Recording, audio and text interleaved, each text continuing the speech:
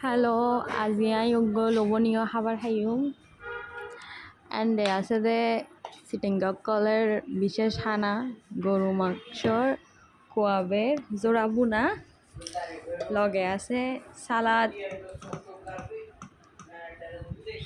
আর খাইম দে ডাইল এই লইয়ে নাই সুন্দর করি যাইম টেবুলত এন্ড বইয়ে নে আস্তে আস্তে মজা করি খাইম। প্রথমে একখানা ডাল বাতরুত দি ডালি লই এরপরে কিন্তু সুন্দর করে মাখিয়ে এনে কিনে দিয়ে দিলাম গরু মাংসের জোড়া বোনা।